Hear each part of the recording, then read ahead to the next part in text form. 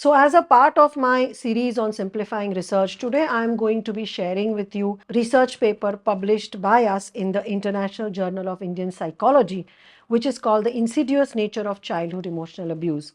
This research paper is based on the studies we have conducted at Wellness Space with the permission of the International Ethical Committee and maintaining all the confidentiality of the participants. So let me first tell you what is this research all about. In this research, we try to understand what is emotional abuse and how is it impacting adults. Emotional abuse is not easy to define compared to physical abuse or sexual abuse. And emotional abuse is essentially when there are repeated use of words and actions that makes a person feels worthless, useless, or that targets a person's sense of self. So it includes name calling, threatening, criticizing, punishing, nagging, shaming, rejecting a person. Example of emotional abuse that is usually done by parents includes comparing the child, humiliating the child, threatening, making the child feel guilty, emotionally blackmailing the child, withholding love, or giving conditional love to the child, or making the child afraid of punishment. So these are all the different ways where parents, emotionally abuse the children. I have made a detailed video on what is emotional abuse and how it shows up. So do watch that. There has been a lot of research globally on emotional abuse. There has been data of about 7 million participants if you combine all the researches done globally on emotional abuse, and all of them consistently say the same thing, that emotional abuse is a problem that universally affects the children all the way up to adulthood. There has been a lot of meta-analysis, the paper that we have done, we have reviewed a lot of research existing in this area, and they say that emotional abuse is one of the risk factors for depressive disorders. In fact, emotional abuse and neglect is also linked to a lot of mental health issues like anxiety, depression, as well as PTSD. And versus physical and sexual abuse, the scars of emotional abuse run much deeper, and the damage done by emotional abuse is also much higher. So in this method, what we did was we had 600 participants who were with us, who came to us for help at Wellness Space, and we made them fill up their ACE questionnaire, which measured their childhood trauma score, and we also made them fill up self-assessed questions on anxiety, depression, insomnia, etc. Over and above that, with all the 600 people, we did a 1-hour personal one-to-one interview where we captured their entire timeline, their entire childhood history, family history, and their detailed events of their life till the present date. And we tried to get more qualitative insights also on the presence of emotional abuse and how it has impacted them. The interesting part is that most of the adults who came to us were not even aware that they had emotional abuse present in their life and that emotional abuse is a problem. In fact, they were all aware of physical abuse, sexual abuse, bullying, domestic violence, but emotional abuse was very new to them. So they had to be explained what it involves. And once they understood, they were also able to understand how it has impacted their adult behavior. So let us understand that what was the outcome of this research. The results showed that approximately 70% of the individuals who approached our wellness center had experienced emotional abuse in their life. The 4 interpersonal abuses, which is emotional abuse, physical abuse, sexual abuse, and emotional neglect, have a huge role to play in the person's mental health as an adult. The qualitative insights also said that emotional abuse is so normalized in our society that people do not even recognize that what they are doing to their children or what they have experienced is emotional abuse. In the research paper, we have categorized emotional abuse into 13 different categories. Let me quickly share which are these 13 categories of emotional abuse. One is shaming the child. So when you say things like you should be ashamed of yourself, look at you, you are so dark and ugly, you are so slow, because of you in every parent teacher meeting I have to put my head down and I have to listen to the teacher. Nobody in our family has ever failed in their exams. So basically making the child feel ashamed of himself or herself. The second form of emotional abuse is where you make the child feel guilty. So saying things like, because of you daddy got angry at me, because of you, you didn't do well in exams, now I'm not going to eat my food. I wish you were never born. I never wanted a third child, and look at you, you've just come. Or I tried so hard to abort you, but you just came, you were so strong that you're here. The parent feels I'm appreciating the child, but actually the child feels guilty for being born and for being a part of the family. The third is constantly comparing the child to the other children. Like, look at your cousins, they are so smart. Look at your sister, she's so intelligent, she's always scoring well. And this is sometimes also done by teachers when the siblings are going to the same school. So you are the only one, who has not taken after our family. Everybody in our family is a doctor, and you are not even getting good marks in science or maths. Or look at your nose, I don't know where you got that nose from. Nobody in our family has such a horrible nose. So basically, comparing the child with other people, with friends, you're like, how come your friends are so smart and look at you? Those kind of comments also amount to emotional abuse. Body shaming the child. So continuously telling the child, oh my God, look at you, you're fat, can you eat a little less? A lot of times relatives also do this, right? So your skin is so dark, why don't you do something about it? Or I've told you not to drink tea, it will make you even more dark. You're so dark, who's going to marry you? So basically making the child feel ashamed about his or her body, and calling names like you are shorty, or you are tall, or you are lambu, or you are tingu, those kind of things. Humiliating the child is another form of emotional abuse, where parents and teachers make the child feel insulted and humiliated in front of a group of people. Research says that when you punish a child or threaten or scold a child in one to one individually, it has lesser impact than when you do it in front of people watching.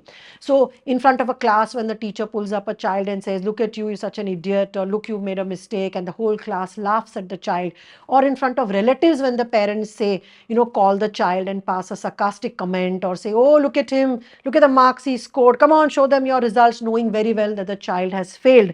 So humiliating the child in front of the relatives and friends about the grades, about the body, about habits, etc., is also a very toxic form of emotional abuse.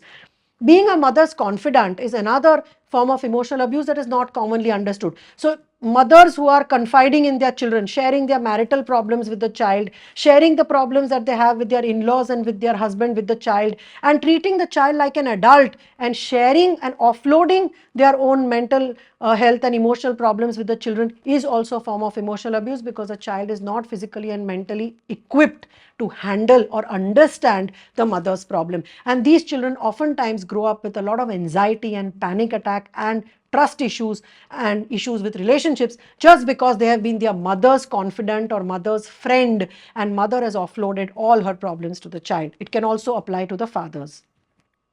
Threatening the child. Many times parents use threats to feed the child, to discipline the children. So saying things like, if you don't eat, the ghost will eat you up, or if you don't study, I will call a policeman and he will take you away, or I will lock you up in the room, or I will give you away to your grandparents, or I will give you away in an orphanage. So threatening the child with dire consequences and inducing toxic fear is also one of the forms of emotional abuse. Making an elder child play the role of a parent or caretaker is a very subtle form of emotional abuse, but it has happened in many families where the mother has a mental health issue, or the mother is physically unwell, or the mother has health issues, and the older child now becomes a parent to the younger children.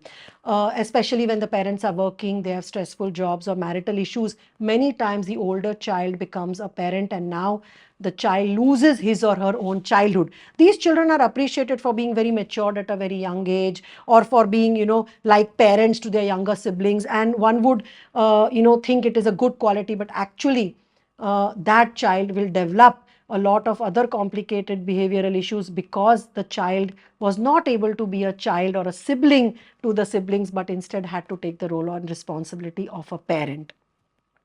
Emotional blackmailing by the parents is also another form of emotional abuse, where the parent emotionally blackmails the child that, if you don't eat, then I will starve myself, or if you don't behave, then I'm going to, run away and leave the house, or if you don't, get good marks, I will kill myself. So emotionally blackmailing the child and putting pressure on the child is also a form of emotional abuse.